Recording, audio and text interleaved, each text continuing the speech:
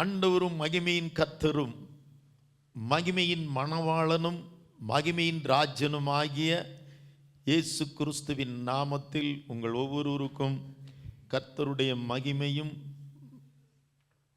நன்மையும் கிருபையும் உண்டாயிருப்பதாக. ஹல்லேலூயா. நாம் இந்த மகிமையை குறித்து செய்திகளிலே கடைசி பகுதிக்கு லாஸ்ட்டுக்கு வந்துட்டோம். ஸ்தோத்திரா. அந்த மகிமை இன்னைக்கு செய்கிற ஒரு நம்மளால் புரிந்து கொள்ள முடியாத காரியம். கர்த்தருடைய மகிமை நமக்கு நிறைய நல்லதையே செய்து கொண்டு வருகிறதை உங்களுக்கு சொன்னேன்.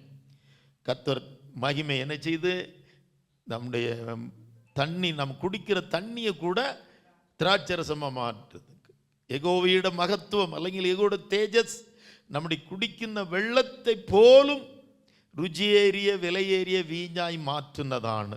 Price the lord. അത് തൊട്ട് ഒത്തിരി കാര്യങ്ങൾ അത് നമുക്ക് വേണ്ടി യുദ്ധം ചെയ്യുന്നു. അത് നമ്മുടെ ഇരുട്ട് ജീവിതത്തെ മാറ്റി பிரகாசமாக்குന്നു. அது நமக்காக யுத்தம் பண்ணுகிறது. அதை நம்ம பார்த்தோம். அது நம்முடைய இருளை வெளிச்சமாக்குகிறது. அதை பார்த்தோம்.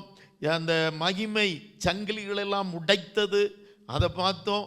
நிறைய காரியங்களை பார்த்தோம். கர்த்தருடைய மகிமை நமக்கு என்னெல்லாம் செய்யும், சத்துருக்களை நிர்மூலமாக எல்லாம் பார்த்தோம். அதில் ஒரு காரியமும் நம்ம தெரிஞ்சுக்கிடணும். கர்த்தருடைய மகிமை நமக்கு நன்மையை மாத்திரம் செய்யாது, நம்மை சிட்சிக்கவும் செய்யும். அதையும் புரிஞ்சுக்கணும், நல்லா கவனிக்கணும். கர்த்தருடைய பிள்ளைகள், യഹോവയുടെ മഹത്വം എന്ന് പറയുന്നത് നമുക്ക് നന്മ മാത്രം ചെയ്യും എന്ന് മാത്രം ഓർത്തുകൊണ്ട് ഇരിക്കുന്നത്, അത് നമുക്ക് ചില സമയത്ത് ദോഷവും ചെയ്യും, சிக்ஷிக்கையும் செய்யும். எப்போளான அப்படி ஆனால் அப்படிப்பட்ட அனுபவம் நமக்கு வராது இருக்கணும்னா நம்ம கொஞ்சம் ஜாக்கிரதையா இருக்கணும். அல்லேலூயா. கர்த்தருடைய மகிமை சிக்ஷிக்கிறதாகவும் காணப்படுகிறது. அவருக்கு எதிராய் கிரியை செய்கிறவர்களை, பிரவர்த்திக்கின்றவரை, அந்த கலகக்காரர்களை, பிரைஸ் தி லார்ட், பாவிகளை அநேக இடங்களிலே கர்த்தருடைய மகிமை சிட்சித்திருக்கிறது, தண்டித்து இருக்கிறது, பனிஷ்மெண்ட் கொடுத்து இருக்கிறது. அதையும் நாம் புரிந்து கொள்ள வேண்டும். ஆமென். நம்முடைய வாழ்க்கையில் நான் ஏற்கனவே நல்ல காரியம் நிறைய சொல்லிட்டேன். கர்த்தருடைய மகிமை நம்மளை சுற்றிலும் அக்கினி மதிலாக இருந்து பாதுகாக்கும். நம்ம சகரியா 2:4-5 நீங்கள் பார்த்தீங்கன்னா தெரியும். நான் அதற்கு சுற்றிலும் அக்கினி மதிலாக இருப்பேன், அதன் நடுவில் நான் மகிமையாக இருப்பேன். Praise the Lord. கர்த்தருடைய மகிமை நமக்கு சுற்றிலும் மதிலாக இருக்கிறது உண்மைதான். அதே நேரத்தில் கர்த்தருடைய மகிமை, கர்த்தருடைய தேஜஸ் அல்ல நம்மை கவனிச்சுக்கிட்டே இருக்கும், நம்ம வாட்ச் பண்ணிக்கிட்டே இருக்குது. நாம் தவறாய் போகும் பொழுது அது நம்மை சிட்சிக்கிறது, அது நம்மை பனிஷ்மெண்ட் கொடுக்கிறது, அது நமக்கு எதிராயும் கிரியை செய்கிறது. மகிமை கிரியை செய்யுதுன்னா ஆறு? மகிமையின் கர்த்தர் தான் அதை செய்கிறார். அல்லேலூயா. மகிமைன்னு குறிப்பிடும் போது அந்த மகிமையின் நடுவில் வாசம் பண்ணுகிற நம்முடைய கர்த்தர் உண்டு, நம்முடைய தேவன் உண்டு. நாம் ஆராதிக்கும் தெய்வம் யாருங்க? മഹിമയിൻ കർത്താവ്. നാം ആരാധിക്കുന്ന കർത്താവ് മഹത്വത്തിൻ്റെ കർത്താവാണ്. Price the Lord. ആ മഹത്വത്തിൻ്റെ കർത്താവ് നമുക്ക് ചില സമയങ്ങളിൽ നമ്മളെ ശിക്ഷിക്കുന്ന കർത്താവും മാറുകയാണ്. Price the Lord. நம்ம ஒரு காயின்ஸுக்கு 2 பக்கம் இருக்கிற மாதிரி கர்த்தருடைய ஒரு சைடை மட்டுமே தியானிச்சுட்டு போகக்கூடாது. அவருக்கு இன்னொரு பக்கமும் உண்டு. அவர் நல்லவர் தான், கிருபை உள்ளவர், இரக்கம் உள்ளவர், காருண்யம் உள்ளவர், மனசலி உள்ளவர், சிநேகம் உள்ளவர், எல்லாம் உள்ளவர் தான். ஆனால் அதுக்கு ஆப்போசிட் அவர்கிட்ட ஒரு காரியம் இருக்கு. அவர் நீதி உள்ளவர், அவர் பட்சிக்கிற அக்னி, அவர் பட்சிக்கிற ஆமீன் ദഹിപ്പിക്കുന്ന തീയാകുന്നു. Praise the lord. അവർ നീതി ഉള്ളവർ, അവർ നീതിയായി ന്യായം തീർக்கிறவர், അവർ നീതിയായി ന്യായം വിധിക്കുന്ന കർത്താവ്. இன்னொரு வாக்குண்டு கேட்ட நம்முடைய கர்த்தாவினு, அவர் தீக்ஷணதையுள்ள தெய்வம், எரிச்சலுள்ள தேவனாயிருக்கிறார். அல்லேலூயா. பாவிகளை சிநேகிக்கிறார். ஆனால் அவன் மனம் திரும்பாவிட்டால் அவனை சிட்சித்து நரகத்தில் நித்திய தண்டனைக்கு தள்ளுகிறார். அல்லேலூயா. அப்ப கிறிஸ்துவின் மறுபக்கம் நமக்கு தெரிஞ்சிருக்கணும். அவர் மகத்துவம் உள்ளவர், பயங்கரமானவர், அவர் நீதியுள்ளவர், அவர் எரிச்சல் உள்ளவர், அவர் கணக்கு கேட்பார், அவர் நீதி உள்ள நியாயாதிபதி, அவன் தீக்ஷணதையுள்ளவன், பிரைஸ் த லார்ட், தகிப்பிக்கின்ற தீ, அவன் நீதியுள்ள கர்த்தாவு, நியாயம் விதிக்கின்ற தெய்வம், இதெல்லாம் கணக்கு சோதிக்கின்ற கர்த்தாவு. நம்ம செய்கிற எல்லா காரியங்களையும் அவர் என்ன கொடுக்கணும்? கணக்கு கொடுக்கணும். இப்போ இந்த நாளில் 1-2 காரியங்களை நாம் பார்க்க போகிறோம். இது எப்படி தேவ மகிமை 3 விதங்களில் வெளிப்படும்னு நான் சொன்னேன். கர்த்தர் எத்தனை விதங்களில் அவர் மகிமையை வெளிப்படுத்துகிறார்? 3 விதங்களில். எப்படிலாம் சொன்னேன்? 1, பட்சிக்கிற அக்கினியாக இருக்கிறார், தகிப்பிக்கின்ற தீயாக இருக்கு கர்த்தாவு இருக்கையான அவன் மகத்துவம் வெளிப்படுனது தகிப்பிக்கிற தீயாயிட்டான. அது யாத்திராம 24:17 நம்ம படித்தோம் இல்லையா? 24, 15, 16, 17 ஃபுல்லாகவே இருக்கும். 15 அதே போல தேவன் அவருடைய மகிமை மேகமாகவும் வெளிப்படுகிறது. எப்படி? ஒளியுள்ள மேகமாக. அதே 24 புறப்பாடு புஸ்தகம் அல்லது யாத்திராம 24 15, 16 பார்த்தீங்கன்னா மேகமாக இருக்கும். 17 பார்த்தீங்கன்னா பட்சிக்கிற அக்கினியாக இருக்கும். 17 பார்த்தா எப்படி இருக்கும்? பட்சிக்கிற அக்கினியாக இருக்கும். அடுத்ததாக அவருடைய மேகம் அவருடைய மகிமை எப்படி வெளிப்படும்னு பார்த்தோம்? பிரகாசம், ஷைனிங்காக இருக்கும். Very bright shining. அது எசேக்கியேல் 1ஆம் அதிகாரத்தில் 28ஆம் வசனத்தில் நீங்கள் படிச்சிங்கன்னா பார்க்கலாம். அதுபோல் எசேக்கியேல் 1 மாத்திரம் இல்லை, வெளிப்படுத்தல் 1:16 அவருடைய முகம் எப்படி பிரகாசித்ததாம்? வல்லமையாய் பிரகாசிக்கிற சூரியனை போல பயங்கர சக்தியோடு அவன் முகம் சூரிய சக்தியோட பிரகாசிக்கிறது போலையாയിരുന്നു. அப்போ വലിയ பிரகாசம் தெய்வத்தின் மகத்துவம். நல்லா கவனிங்க. பட்சிக்கிற அக்னியா இருக்கும், ஒளியுள்ள மேகமா இருக்கும், பயங்கரமான பிரகாசமாக இருக்கும். அந்த பிரகாசம் நம்முடைய கண்களை கூட குருடாக்குற அளவுக்கு இருக்கும். ஏன்னா அந்த பிரகாசம் தமஸ்குவுக்கு போன சவுல் மேலே பிரகாசித்ததுனால தான் அவர் சொல்கிறார் ஒரு இடத்துல, அப்போஸ்தலர் 22:11 நீங்கள் படித்து பார்த்தீங்கன்னா தெரியும். அப்போஸ்தலர் பிரவர்த்திகளுடைய புஸ்தகம் 22:11 ஒன்று மாத்திரம் நமக்கு வாய்க்காம். Praise the Lord. அவர் சாட்சி சொல்றார், அந்த ஒளியின் மகிமையினாலே நான் பார்வையற்று போனேன். வெளிச்சத்திൻ്റെ തേജസ് ഹേതുവായിട്ട് കണ്ണ് കാണായികയാൽ, അതാണ് ഞാൻ കുരുടനായി പോയി. எதுகொண்டு? வெளிச்சத்திൻ്റെ തേജസ്, அந்த ஒளியின் மகிமையினாலே சவுலின் கண்கள் குருடாயிருச்சு. அவ்வளவு பிரகாசம். நடு பகல்ல மத்தியானத்தில். சரி, அப்போ இதை மனசில் வச்சுக்கோங்க. தேவனுடைய மகிமை 3 விதங்களில் வெளிப்படும். சரி, இந்த மகிமை எப்போ நமக்கு எதிராக கிரியை செய்கிறது?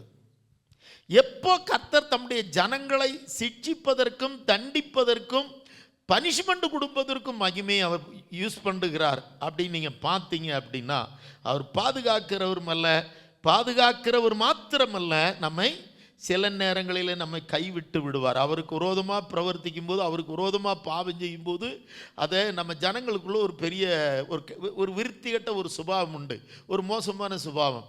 ஒன்றுமில்லாத காலகட்டங்களில் தேவனுக்கு ரொம்ப பிரியமாக இருப்போம்.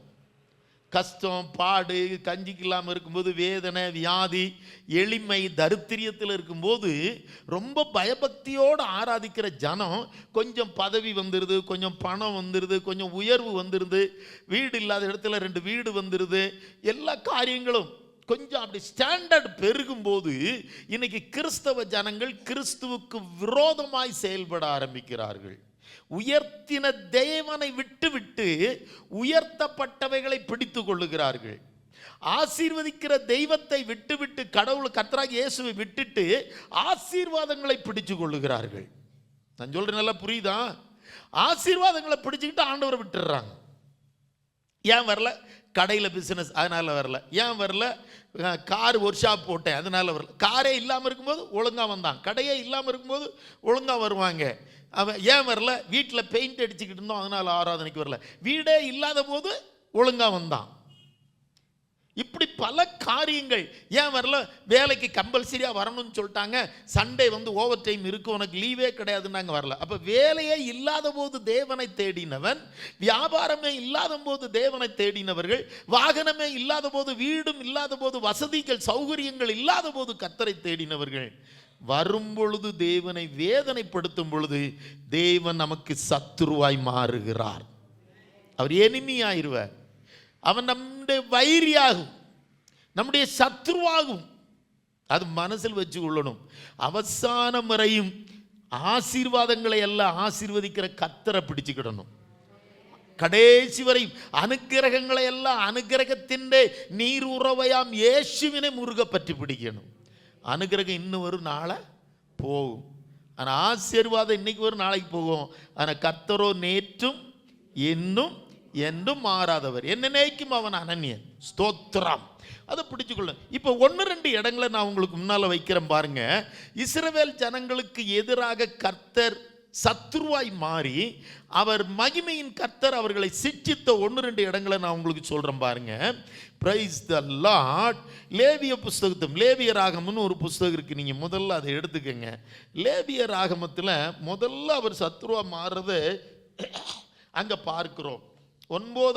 10ஆம் அதிகாரத்திற்கு 10ஆம் அதிகாரத்தில் 1-2, லேவிய புஸ்தகம் 10ல் 1-2 அங்கே நம்ம படிப்போம்னால், பின்பு ஆரோனின் குமாரனாகிய நாதாபும் அபியும் தன்னன் தூபகலசத்தை எடுத்து அவைகளில் அக்னியை அதன் மேல் தூபவர்க்கத்தை போட்டு கர்த்தர் தங்களுக்கு கட்டளையிடாத அந்நிய அக்னியை அவருடைய சன்னதியில் என்ன செய்தார்கள்?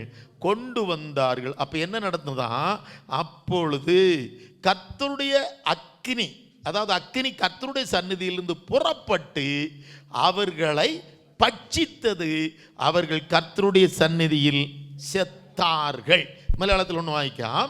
അനന്തരം അഹരോഹിന്റെ പുത്രന്മാരായ നാദാബും അബിയുവും ഓരോ ധൂപകലശം എടുത്ത് അതിൽ തീയിട്ട് അതിന്മേൽ ധൂപവർഗം ഇട്ടു. അങ്ങനെ തങ്ങളോട് കൽപ്പിച്ചതല്ലാത്ത അന്യാഗ്നി യഹോവയുടെ സന്നിധിയിൽ കൊണ്ടുവന്നു. ഉടനെ യഹോവയുടെ സന്നിധിയിൽ നിന്ന് തീ പുറപ്പെട്ട് അവരെ ദഹിപ്പിച്ചു കളഞ്ഞു. അവർ യഹോവയുടെ സന്നിധിയിൽ മരിച്ചുപോയി. നല്ല കവനിங்க.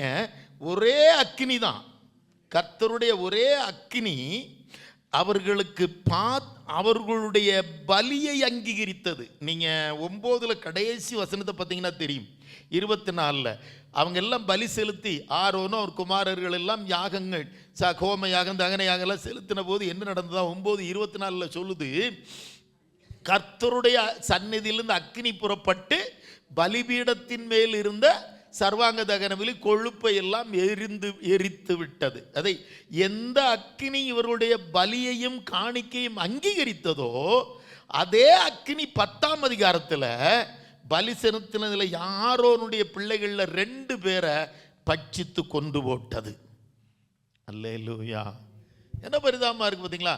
9:24 இஸ்ரவேல் ஜனங்களுடைய காணிக்கையும் பலியும் அங்கீகரிக்கிறது அந்த அக்கினி, அதான் பகிப்பை. ஆனால் 10:1 வரும் பொழுது, 1-2 வரும் பொழுது அகரோனுடைய புத்திரன்மாரில் 2 பேரை கர்த்தர், மகிமையின் கர்த்தர் பட்சித்து போடுகிறார். அதற்கு காரணம் என்ன சொல்லப்பட்டிருக்கிறதுனா, அந்நிய அக்கினியில் ஒரு அக்கினியை கொண்டு வந்தாங்களாம், பலிபீடத்திலிருந்து எடுக்காத அக்கினியா. ஆனால் அதில் என்னன்னா, அவைகளில் அக்கினியையும் அதன் மேல் தூபவர்க்கத்தையும் போட்டு கர்த்தர் தங்களுக்கு கட்டளையிடாத அந்நிய அக்கினியை கொண்டு வந்தார்கள்னு சொல்லியிருக்கு.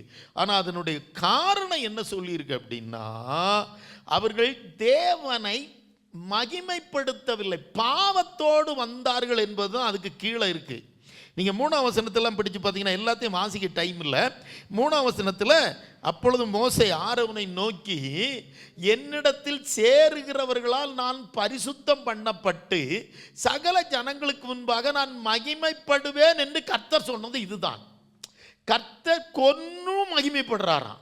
அதை மலையாளத்தில் நீங்கள் தானே வாய்ச்சோ அதை எந்த எழுதியிருக்குன்னு പറഞ്ഞാൽ அல்லேலூயா. அதாவது என்னோட அடுക്കുന്നവരിൽ ഞാൻ ശുദ്ധീകരിക്കപ്പെടും, സർവ ജനത്തിൻ്റെയും മുൻപാകെ ഞാൻ മഹത്വപ്പെടും. എങ്ങനെ? പാപം ചെയ്യുന്ന പുരോഹിതന്മാരെ കൊന്നു മഹിമപ്പെടുന്നു കർത്താവ്, മഹത്വപ്പെടും. ഇത് கொஞ்சம் யோசிக்கிறதுக்கு பாருங்க. அவர் பாவிகளை கொல்லும் போதும் அவர் மகிமைப்படுகிறார். அவர் புரோகிதன்மார், ஊழியக்காரங்க, தேவனால் அங்கீகரிக்கப்பட்டவங்க, மகிமையினால் நிரப்பப்பட்டவங்க.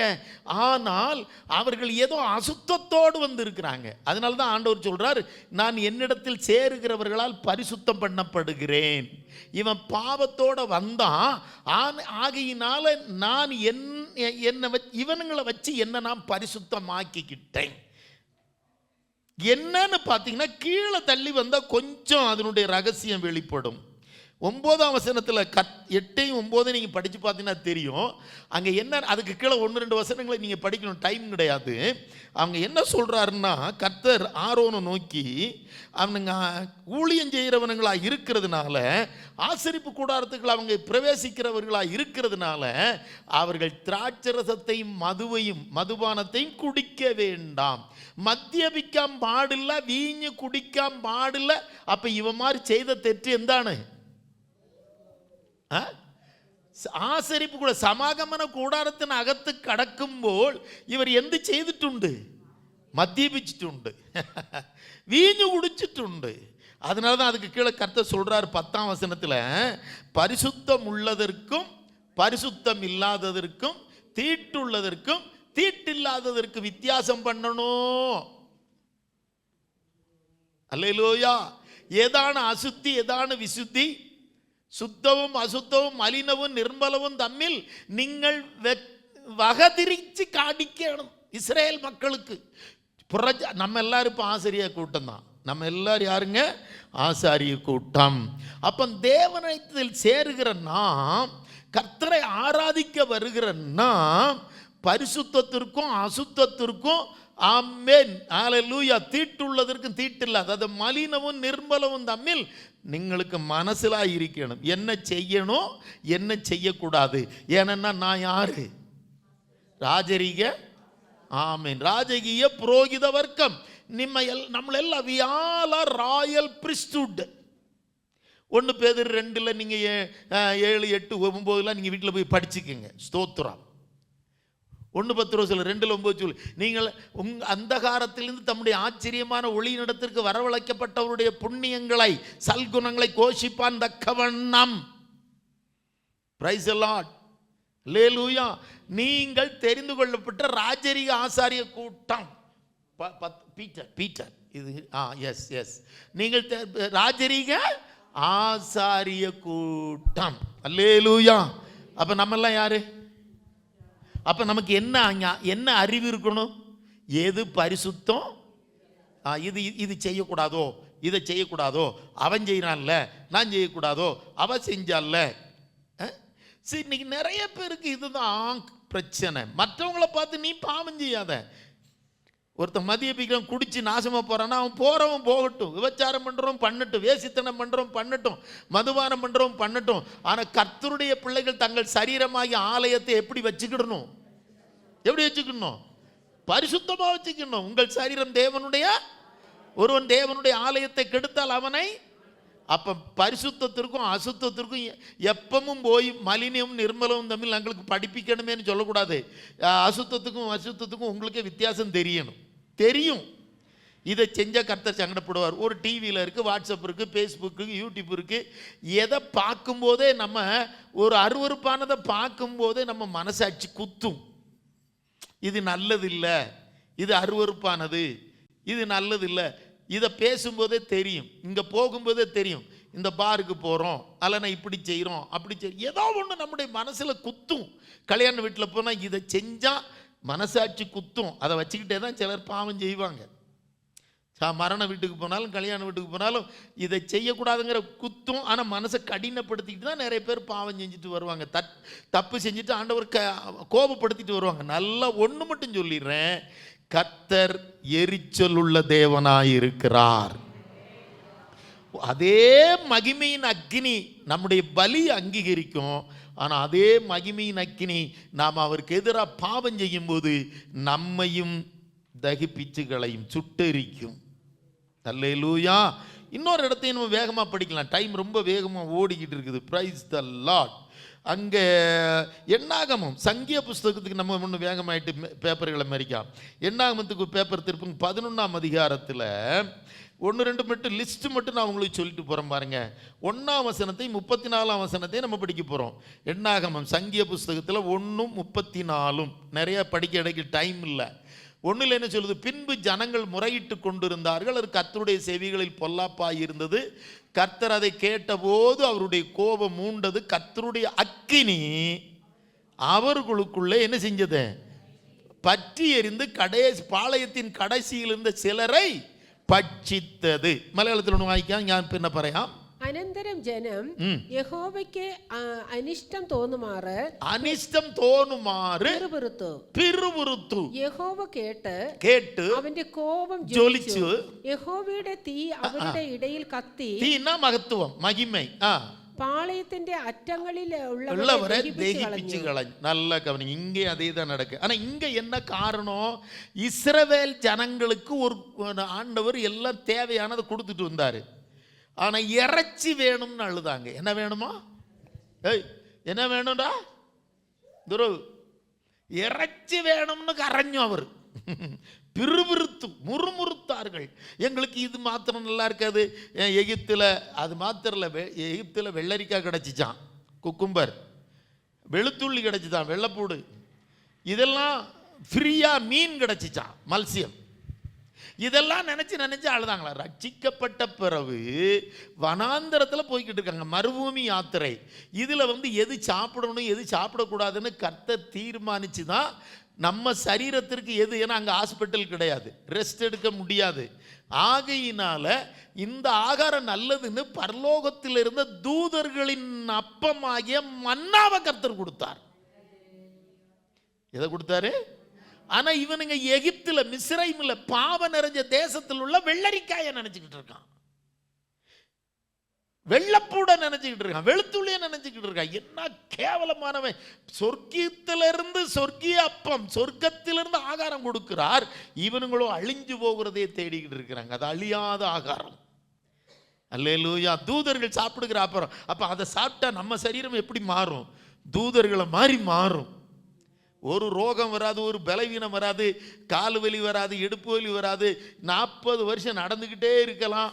அதுக்கேற்ற நல்ல ஆகாரத்தை கர்த்தர் கொடுத்தாரு. இவனுங்களுக்கு பழைய இதே ஞாபகம் வந்துக்கிட்டு இருந்து கர்த்தர் பார்த்தாரு. அங்கே தன்னுடைய அக்கினி அங்கே அனுப்பி சுட்டெரித்தார் கொஞ்சம் பேரை. இது இருந்தால் தான் சாப்பிடுவேன், இறைச்சி தான் வேணும், மீன் தான் வேணும், அதுவும் வறுத்தது தான் வேணும், பொரிச்சது தான் வேணும்னா கர்த்தர் கோபம் வரும். அவர் மகிமை நமக்கு எதிராக கிரியை செய்யும். அவர் எதை கொடுக்குறாரோ அதுக்கு என்ன சொல்லி சாப்பிட படிக்கணும்? தேங்க்ஸ் சொல்லி, ஸ்தோத்திரம் சொல்லி என்ன செய்யணும்? ஆமாம், எதை எப்போ கொடுக்குறாரோ அது இதுதான் வேணும்னு தேடி போகக்கூடாது. வர்ற நேரத்தில் அதையும் சாப்பிட்டுக்கிடலாம். இன்னைக்கு இதுதான் இருக்குது, நம்ம வீட்டில் இருக்குது, போகிற இடத்துல இருக்குது, ஹோட்டல் இருக்குது. ஹோட்டலில் போகிற இடத்துல ஒன்று கிடைக்கலன்னா அதை தேடி இன்னொரு ஹோட்டலுக்கு போகிறதே பாவம்ங்க. அது இச்சையை தான் காட்டும். இந்த ஹோட்டலில் இது இல்லை, இந்த ஹோட்டலில் இது இல்லை. நான் ஒன்று தீர்மானிச்சிருக்கிறேன், யாரு கூட எங்கேயும் போகிறதில்ல. அது பிள்ளைகள் கூட இருந்தாலும் சரி போகிறதில்ல. போனால் ஒரு ஹோட்டல், அதில் என்ன கிடைக்குதோ அங்கேருந்து 7 ஹோட்டல் தேடுறது. அதுவே தேவ சமூகத்தில் ஒரு பாவம். அது கர்த்தருக்கு பிடிக்காத காரியம். ஒரு இடத்துல ஒன்று இருக்குதா, அன்னைக்கு சாப்பிட்டுட்டு கர்த்தருக்கு நன்றி சொல்லிட்டு வரணும். அதுதான் பாக்கெட்டுக்கும் சேஃபு, உடம்புக்கும் சேஃபு. எனக்கு அது பிடிக்காது, எப்பவுமே பிடிக்காது. வேறு வழி இல்லாமல் சில காரியங்களை செய்தோம். இனி அதிலெல்லாம் கொஞ்சம் ஸ்ட்ரிக்டாகவே இருக்கும். ஏன்னா அந்த கடைசி நாட்களில் தேவனுக்கு பிரியமுள்ள பிள்ளைகளாய் நாம் ஆள படிக்கணும். இது இங்கே இல்லை, இது இங்கே இல்லை, இந்த ஃப்ரை இங்கே இல்லை, இந்த ஸ்பெஷல் இங்கே இல்லை, அந்த ஹோட்டலுக்கு போகும், இந்த ஹோட்டலுக்கு போகும். இதை வேற இப்போ ஆன்லைனில் தேடுறது, கூகுளில் எந்த ஹோட்டலு நல்ல ஹோட்டலு, எது எத்தனை ஸ்டார், இது எல்லாமே ஒரு விதத்தில் இச்சை. இதெல்லாமே ஒரு விதத்தில் இச்சித்த ஜனங்களை அந்த 34ஆம் வசனத்தில் நீங்கள் படித்த கடைசி வசனம் நினைக்கிறேன், அதில் 34 நீங்கள் படித்து பார்த்தீங்கன்னா தெரியும். 11:34 இச்சித்த ஜனங்களை அங்கே அடக்கம் பண்ணினார்கள். இச்சித்த ஜனங்கள், இச்சை இதுதான் வேணுங்க. துராகிரிகளுடைய கூட்டத்தை അവിടെ குளிச்சிட்டது கொண்டு ആ സ്ഥലത്തിന് கிப்ரோத் ஹத்தாவா என்று பெயராய் அந்த ஸ்தலத்திற்கு கிப்ரோத் அத்தாவான்னு. நம்முடைய வாழ்க்கையில் இதுதான் வேணும், இங்கே போய் தான் சாப்பிடுவோம், இப்படிப்பட்ட ஹோட்டலுக்கு தான் போகணும், இந்த நாளைக்கு இதுதான் வேணும். எந்த சூழ்நிலையில் கர்த்தர் எதை கொடுக்குறாரோ அதை சந்தோஷத்தோடு சாப்பிடுகிறவர்கள் கர்த்தருக்கு பிரியமானவர்கள். அல்லேலூயா. இருதயத்தில் இச்சையை வச்சுக்கிட்டு இதுதான் வேணும், இங்கே தான் போகணும், இப்படி தான் போடும்போது தேவனுக்கு பிரியமில்லாத காரியம். அது கொஞ்சம் கர்த்தருடைய சமூகத்திலிருந்து உட்கார்ந்து பார்த்தா தான் தெரியும். கஞ்சே இல்லைன்னா நீ என்ன பண்ணுவ, கொஞ்சம் கையில் காசு இருக்கிறதுனால தானே தேடி தேடி போகிறேன். வீட்டில் குசிக்கிற சாப்பாடு கூட இல்லை, தரித்திரியத்தில் இருந்தால் கிடைக்கிறத குடிச்சிட்டு ஒழுங்கா இருப்ப. அப்போ கர்த்தர் காசு கொடுத்ததுனால வந்த திமிருது. நம்முடைய இன்றைய சந்ததிகளுக்கு அதுதான் நடக்குது. இன்றைய சந்ததிகளுக்கு அது நடக்குது. சோத்ரம், இதுதான் வேணும், இந்த ட்ரெஸ் தான் வேணும், இந்த ஆகாரம் தான் வேணும், இந்த ஹோட்டல் தான் வேணும், இந்த வண்டி தான் வேணும், இந்த இதுதான் வேணும். தேவன் அனுமதிக்கிறதை ஸ்தோத்திரத்தோடு அனுபவிக்கும் பொழுது நமக்கு மகிமை, நமக்கு ஆதரவாக இருக்கும், இல்லைன்னா நமக்கு எதிராக இருக்கும். Praise the Lord. இன்னொரு காரியத்தை வேகமாக நான் பாயிண்ட் மட்டும் சொல்லிட்டு போகிறேன். 12ஆம் அதிகாரத்தில் அங்கே கர்த்தருடைய மகிமை ஒருத்திக்கு குஷ்டரோகத்தை கொடுத்தது. கர்த்தருடைய மகிமை ஒருத்திக்கு எதை கொடுத்தது? குஷ்டரோகத்தை கொடுத்தது. Praise the Lord. கர்த்தருடைய அதான் நீங்கள் பார்த்தீங்கன்னா 12:1 நீங்கள் படித்து பார்த்தீங்கன்னா தெரியும். எத்தியோப்பியா தேசத்து ஸ்திரியை மோசே விவாகம் பண்ணியிருந்தபடியால் மிரியாமும் ஆரோனும் அவன் விவாகம் பண்ணின எத்தியோப்பிய தேசத்து ஸ்திரீயின் நிமித்தம் மோசேக்கு விரோதமாய் பேசினார். கர்த்தர் அதை கேட்டார். நான் படிக்கலாம். മോശെ ഒരു കൂശാ സ്ത്രീയെ വിവാഹം ചെയ്തിരുന്നത് കൊണ്ട് കൂശാ സ്ത്രീ നിമിത്തം മിരിയാമും അഹരോനും അവന് വിരോധമായി സംസാരിച്ചു. அங்க என்ன நடந்துச்சா பாருங்க. கோள் பேசினாங்க. நம்மள எந்த வரையும் மலையாளத்தில் ஏசனியம் பொரணி ஏசனியம் இல்லை. നമ്മളത് ആ വാക്ക് ഓർമ്മ ഉണ്ടല്ലേ, നമ്മുടെ കൂടെ ഉള്ളതുകൊണ്ട് ആ വാക്ക് മറക്കുകയല്ല. പ്രൈസ് എല്ലാം. ஏசனி சம்சாரிச்சு கொண்டு இருந்த 2 பேர் இங்கே உட்காந்து புரணி பேசிக்கிட்டு இருக்காங்க வீட்டுக்குள்ள. யாரை பற்றி? உங்களை சொல்ல, நீங்களாம் நல்ல பிள்ளைங்க, அப்படிலாம் பேச. வீட்டுக்குள்ள உட்காந்து மோசேயை குறித்து என்ன பேசிக்கிட்டு இருக்காங்க? நல்ல ஜாக்கிரதையாக இருந்துக்கோ. தேவனுடைய சமூகத்தில் இருக்கிற கர்த்தருடைய பிள்ளைகளுக்கு விரோதமாக நீ உட்கார்ந்து, நீ புருஷனும் மனைவியுமா இருக்கலாம், இல்லை பாரியா பர்த்தாக்களாக இருக்கலாம், அப்பாவும் அம்மாவுமா இருக்கலாம், மகளும் பிள்ளைகளுமா இருக்கலாம், அல்லது யாராக இருக்கலாம், புரணி பேசிக்கிட்டு இருந்தீங்கன்னா கர்த்தருடைய பிள்ளைகளுக்கு விரோதமாய், கர்த்தருக்காக பிரியஞ்சி உண்மையாய் ஊழியஞ்சிற மோசைக்கு விரோதமாய், எல்லாருக்கும் விரோதம் இல்லை, அவருடைய சமூகத்தில் உலகத்திலே சாந்த குணம் உள்ளவனா. ஆனால் அவருக்கு இருந்த கோபம், பாவத்துக்கு விரோதமாக அவருக்கு கோபம் நிறையா இருக்கும். சாந்த குணம் தான். ஆனால் கண்ணுக்குட்டியை உண்டாக்குனாங்கன்னா அடித்து போட்டு கொன்னே போடுவார். 3000 பேரை வெட்டி கொல்லுங்கடான்னு சொன்னார். பாவம் வரும்போது அவருக்கு கோபம் வரும். ஆனால் மற்ற விதத்தில் மோசே சாந்த குணம் உள்ளவர். 6 லட்சம் அடங்காத புருஷர்களை சபையில் கொண்டுக்கிட்டு போனோம்னா உங்களை ஒரு 600 பேரை இல்லை